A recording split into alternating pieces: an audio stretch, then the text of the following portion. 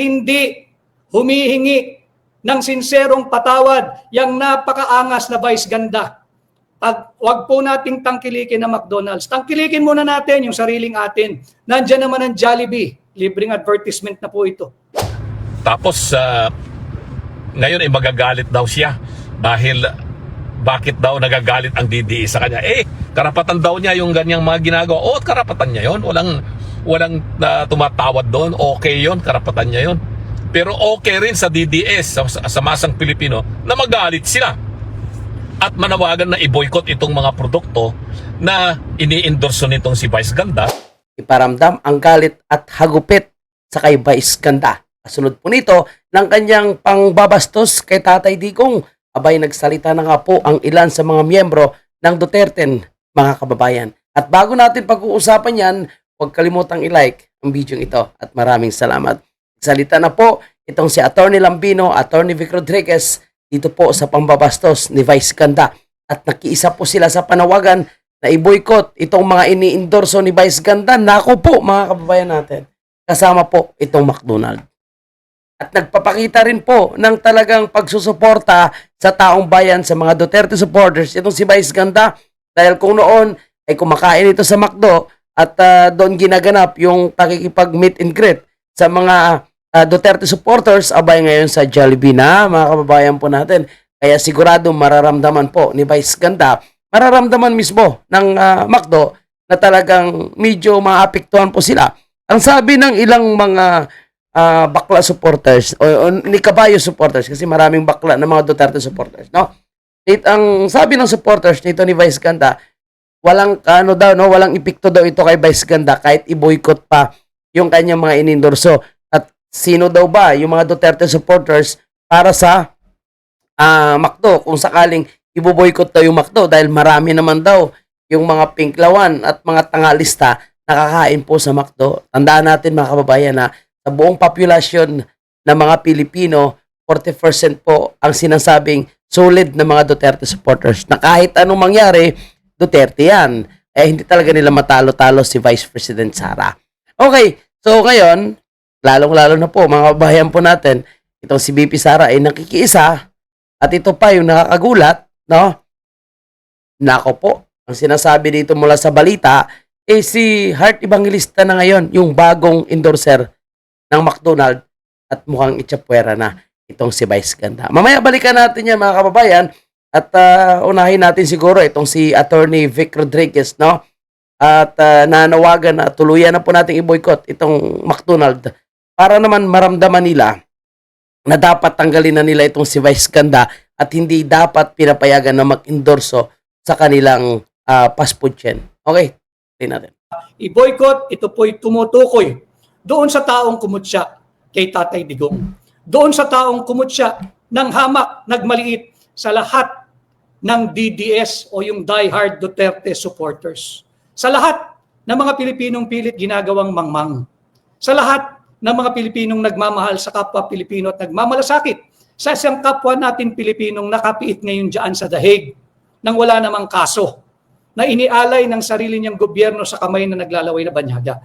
Ang pinatutukuyan po natin dito sa boycott ay walang iba kundi itong nambastos kay Tatay Digong. Nambastos, wag na po tayo magpatumpik-tumpik.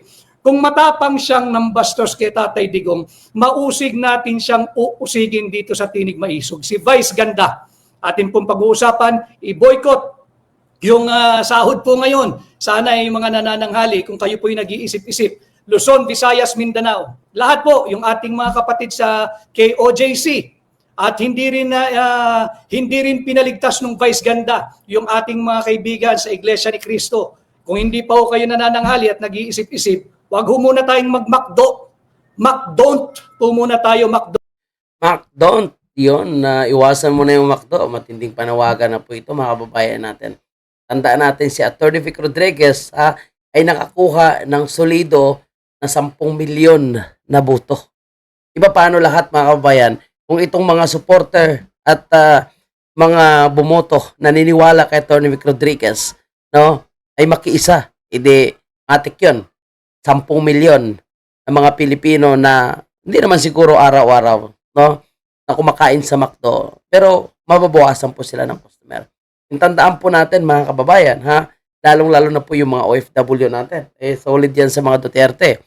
And ako naniniwala ko na hindi lang 10 milyon ang bumuto dito kay Atty. Vic. Iba paano pa si Atty. Lambino.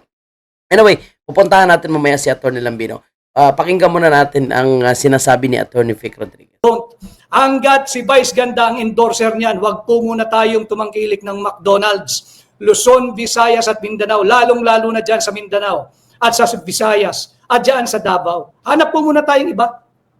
Nakahintulad o higit pang masarap dyan sa McDon't. Wag po muna tayong mag-McDon't. Wag muna. Hanggat hindi humihingi ng sinserong patawad yung napakaangas na Vice Ganda. Wag po nating tangkilikin na McDonald's. Tangkilikin muna natin yung sariling atin. Nandiyan naman ang Jollibee. Libreng advertisement na po ito. Jollibee. Kung hindi natin maiwasan, lalo na yung mga bata. Ako, yung mga anak ko ay pakikiusapan ko rin muna. McDon't muna tayo, McDon't. Jollibee. O kaya isa pang homegrown na produkto. Yung tinatawag po nating Andox. May fried chicken na rin po sa pagkakaalam ko yung Andox eh. Kalimutan po muna natin itong McDon't. Wag ho kayong tumangkilik ng kahit anong produkto, lalo na yung sugal. Total, ang pangalan niya Vice, bisyo eh. Naku po, libreng advertise ito sa Jollibee at syempre yung mga local fast food chain natin, mga inasal at Andox. Yun, sigurado lalakas po yung sales nito ng Jollibee, mga kabayan po natin. Dahil ngayon, lahat ng mga Duterte supporters, kung kakain ay wag muna sa McDo, no? Jollibee muna tayo, doon muna tayo sa bida ang saya. Wag muna, muna tayo, no? Skip muna tayo sa love ko to, mga kababayan natin. Hindi ho tayo yayaman sa sugal. Wag ho kayong magsugal. Wag ho kayong maniwala. Ang kumikita lang ho dyan yung Vice Ganda. Nako. Sa sugal, wala ho kayong panalo dyan. Maniwala kayo sa akin. Magbanat tayo pare-pareho ng buto, kagaya ho ng ginagawa natin araw-araw. Iwasan ho natin. Lahat po. At yung pangalawa, yung ating titulo, ihuhulog. Ito po naman ay after my own malalimang analysis, mukhang ihuhulog kung hindi pa inuhulog si Congressman Saldico ng kanyang mga karancho na nakinabang sa ating pera gamit ang 2024 national budget. So next na lang po natin pag-uusapan yung posibleng paghulog dito kay Saldico, no? So dito muna tayo, focus muna tayo dito sa issue ni Vice Ganda. At kunin natin, siyempre mga kabayan, yung analysis, opinion, komento ng ating mga Duterte, yung mga pinagkakatiwalaan po natin ng mga matatalino at magaling na abogado. Of course, narinig natin mula kay Atty. Vic na mag-McDon't muna tayo. Pansamantala, pigilan muna natin ang ating sarili kahit gusto natin kumain sa McDo, kahit wala na tayong mga kainan na malapit, McDo lang talaga yung kapitbahay natin. So, iwasan muna natin para iparamdam sa kanila na hindi dapat nila kinukuha ang endorsement ni Vice Ganda dahil ito po ay hindi napakagandang impluwensya para sa ating mga Pilipino. Hindi napakagandang impluwensya para po sa mga kabataan. So totoo lang mga kababayan po natin, puro namang kabaklaan, panglalait, pambabastos lang yung mga nakukuha ng mga kabataan dito kay Vice Ganda. No? Bad influence, particularly po sa ilang mga LGBT, no? Na natuto na po sila ng pambabastos nitong si Vice Ganda na kahit hindi naman siya inaano, wala namang pinaghuhugutan basta't mga pambastos lang sa mga tao na gusto nilang pagtripan. Siyempre kasama na po dyan si Senator Marcolita, itong TV host na si Jessica. So ilan po yan sa kanyang mga pinagbabastos mga kabayan. Okay, McDon't, boycott mga endorsement ni Vice Ganda.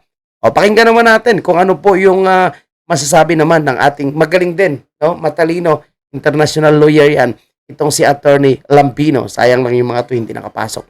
Pero malapit na po yan na iimbestigahan na rin palayaang si George Erwin Garcia dahil po sa maanomalya na resulta ng eleksyon ng 2025 na. Okay, sunod na na lang yan, na topic natin. Dito muna tayo kay McDon't. Wala pong pumipigil sa kanya na gumawa ng anumang gimmick. Kung sa tingin niya ay makakatulong sa kanyang karir ang kanyang ginagawa na pag-insulto sa sinumang tao, pati na kay Tatay Digong, di gawin niya yon. Ginawa na nga niya.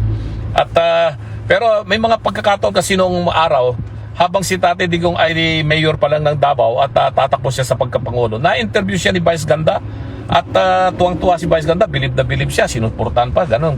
Pero ngayon na nakalugmok si Tatay Digong at akala niya wala na siguro siyang pag-asa o kaya hindi na siya sikat at gusto niyang mapalapit sa kung sinong grupo sa kasalukuyan, ay ganun ang kanyang ginawa. Ganon naman talaga artista sila eh. So, at itong si Vice Ganda, kilalang pink naman talaga ito. So, kumbaga ginamit niya lang po yung pagiging sikat ni Tatay Digong para makakuha din ng suporta sa mga DDS. Pero, syempre, sino ba yung nasa likod niya ngayon? No? Si Tamba, isa sa may-ari ng ABS-CBN, no? Yung mga pink dilaw. So, syempre, tuwang-tuwa po yan sila eh. Dahil nagtagumpay po sila sa kanilang plano, no, na ipadala si President Duterte sa ICC gamit itong bangag na gobyerno nga natin, mga kababayan. Pero alam nyo, si Vice Ganda mayaman na yan. Ang laki-laki ng bahay niya dito sa Balawan, La Union. Pati yung kanyang manager, ang laki-laki ng bahay niya dito sa may Pinewood, dito sa Baguio City. Malaki na po ang kinita nilang pera sa kanilang ginagawang entertainment at kontento, no? Bakit pa nila kailangan gumawa ng ganon? Pasensya na talaga, pasulpot-sulpot yung ating internet. So yun ang aking gustong malaman na kasagutan. Ang yaman-yaman na nila, laki-laki ng kanilang kinikita sa kanilang ginagawa. At bakit pa nila gagamitin si Tatay Digong at iinsultuhin siya, aalis po tayo siya para lang kumita pa sila ng maraming pera? Pero nag-react ang masang Pilipino, nag-react ang mga Duterte supporters sa buong mundo. Hindi lang dito sa Pilipinas. Maraming nagbibigay ng mensahe sa atin na yun nga, galit na galit sila. Ang daming ini-endorsong produkto itong si Vice Ganda. Marami siyang mga produkto, malalaking mga kumpanya yung kanyang mga ini-endorso. Alam ko, yata kasama pa yata dyan ang McDonald's, ang Shopee, ang mga iba't ibang mga produktong mga pampaganda. Kasama yan yata, pati mga Lux, mga ganyan. At meron pa siyang mga sariling mga produkto na kanyang ibinebenta online o kaya networking. Ayan, marami siyang mga produkto, mga cosmetics, pampaganda, kung ano-ano. Pero mga produkto nagawa sa China. Pero kung magsalita ngayon yan si Vice Ganda, anti-China siya ng anti-China. Lakas maka-anti-China, pero sila yung nakikinabang sa mga produktong China. Di ba? China. Pero yung mga produktong kanyang pinopromote, sabi nila, galing din sa China. Ginagawa yung mga produkto na yun galing sa China. So dyan mo makikita yung hindi diretso talaga yung kanyang pananaw at kaisipan, ano? At ito ngayon, tapos ngayon ay magagalit daw siya dahil bakit daw nagagalit ang DDE sa kanya? Karapatan daw niya yung ganyang mga ginagawa. Karapatan niya yon. Walang tumatawad doon. Okay yon, karapatan niya yon. Pero okay rin sa DDS, sa masang Pilipino, na magalit sila at manawagan na i-boycott itong mga produkto na ini-endorso nitong si Vice Ganda. Yun, no? Totoo naman kasi talagang magalit tayo. Lagi kong sinasabi sa aking live simula nung sinabi ito ni Vice Ganda na wala tayong pakialam doon sa jet ski na yon. Dito tayo talaga nagalit. Yung ginawa niyang kakatawanan, yung illegal na pagpapadala ng gobyerno ni Marcos Jr. kay President Duterte sa dahig, dyan tayo talaga nagagalit. Di ba? Sponsor ng gobyerno yung isang pangingidnap, di ba? Sa ating dating presidente. So, talagang hindi nating matatanggap yan hanggang ngayon, mga kababayan. Tapos, gagawing biro ng isang baklang mukhang kabayo naman, mga kababayan po natin, gagawin niyang biro at gawing kakatawanan. So, yan po ang hindi matanggap ng mga Duterte supporters. Kaya tayo galit at gusto natin iparamdam yung hagupit at galit ng mga Duterte at tuluyan nating i-boycott itong kanyang mga ini-endorso. And of course, no, narinig natin sa ilang mga Duterte, no, talagang sulit na mga Duterte candidates natin. Siyempre, gusto natin na tumakbo pa rin sila sa 2028. Okay, patuloy natin ito, mga kabayan. At itong mga produkto na kanyang ibinebenta sa publiko, karapatan nila yon, karapatan ng DDS yan, karapatan na. So ayan, freedom of expression niya, may freedom of expression din ang mga tao. Yung mga supporters ni Tatay Digong na tulad natin, di siyempre mananawagan tayo na i-boycott natin yung mga produktong boycott na yan. May kinalaman si Vice Ganda. I-boycott natin, karapatan natin yun At sasabihin natin, Sininsulto mo yung aming idolo. Nasaktan kami. E di ipahayag din namin yung saloobin namin na hindi kami natuwa sa iyong ginawa. At kasama sa freedom of expression natin na i-boycott o kaya manawagan pa na i-boycott. So kasama, kung mayroon siyang freedom of expression si Vice Ganda, meron din tayong freedom of expression. So yan po mga kababayan po natin, narinig po natin, no? At itong si Attorney Lambino, Attorney Vic Rodriguez, of course, marami na rin yung nagsalita. Doc Mata, Attorney Jimmy Fundok, no? At kinukundi na po nila itong ginawa po nitong si Vice Ganda. And of course, ng Senator Marcolita, narinig po natin na mismo sa pagdinig mismo sa Senado, dito po sa online sugal ay sinabi niya nga po yung pambabastos nitong si Vice Ganda. At yun nga, no, alam naman natin lahat na isa sa ini-endorso ni Vice Ganda ay itong online sugal, no, na although sabihin natin malakas nga yung kanyang impluwensya, pero ang impluwensya niya po is ipapahamak naman ang kanyang mga tagasunod dahil dito sa online sugal na ito. May pag-gimmick pa po siya, no, na ang online sugal daw hindi solusyon sa problema sa pera. Parang gano'n yung kanyang mga sinasabi. Pero, di ba mga kababayan natin, no, sinasabi niya noon na ayaw niya yung sugal dahil ito daw yung isa sa nakakasira ng buhay, ang sugal at droga. So ngayon may palaman-laman pa siya na ganyang mga hugot, pero siya ang number one na nag-i-endorso itong sugal na nakakasira ng buhay ng ordinaryong Pilipino. Okay, tingnan nyo ito mga kababayan natin na ulitin ko lang, no? Sa ngayong araw, nakita ko, no, sa advertisement ng McDo, ay hindi ko na nga po nakita na pina-flash or piniplay ang advertisement ng McDo na si Vice Ganda. Kasi madalas natin nakikita yung endorser ng McDo ay si Vice Ganda. So ngayong araw, ang nakikita na po natin ay si Heart Evangelista na. Kaya ito na po ba yung hagupit? Ramdam na po ba ng McDo sa loob ng 2 araw yung hagupit ng mga Duterte supporters? Kasi kung naramdaman ng mga kandidato ng alyansa, lalo na yung mga kandidato mismo ni Marcos Jr., 3 yung kandidato mismo ni Marcos Jr., yung dares mga alyansa na yon. Of course, si Tolentino, si Abalos, si Manny Pacquiao, naramdaman nila yung hagupit ng mga Duterte na hindi sila pinanalo. Eh, paano pa kaya yung McDonald, mga kababayan po natin? Diba? So, ngayon, si Heart Evangelista na yung nakikita natin. Hintaantayin natin siguro kung talagang mag-announce yung McDo na tanggalin na nila si Vice Ganda. So, baka pwede na natin tangkilikin itong McDonald. At siguro, kung ano na lang yung endorsement ni Vice Ganda, ini-endorse niya ng mga produkto, doon na lang tayo siguro hindi magtatangkilik. Pero hanggat hindi nagsalita itong McDo na tinatanggal nila itong kabayong si Vice Ganda, so patuloy pa rin natin, no, na i-boycott itong McDo, mga kababayan po natin. And of course, no, kung nakikiisa po tayo sa panawagan, syempre yung ating Vice Presidente, particularly po yung kanyang ama yung talagang nasasangkot dito at pinastos, mga kababayan po natin. Pasalamat lang si Vice Ganda, no, kasi yung apo talaga ni Tatay Digong na si Rego Duterte ay hindi siya pabor na i-deklarang persona non grata itong si Vice Ganda. Pero yung City Council ng Davao City, grabe, naglabas po sila ng resolution na kinukundina nila itong ginawa ni Vice Ganda. At sabi nga, posibleng i-amend pa ito at posibleng magiging persona non grata. Pero as of now, habang nag-uusap po tayo, mga kabayan, wala pang official na deklarasyon kung si Vice Ganda ba ay ipipersona non grata sa Davao City. And yun lang muna, no? At patuloy po tayo na i-boycott, no? Sabi nga ni Attorney Vic Rodriguez, McDonald muna tayo. At maghanap muna tayo ng ibang mga alternatibong kainan, no? Na parang McDo rin, no? At mas masarap pa sa McDo dahil po sa hindi maganda, hindi masarap yung nag-i-endorso. So yan lang po muna.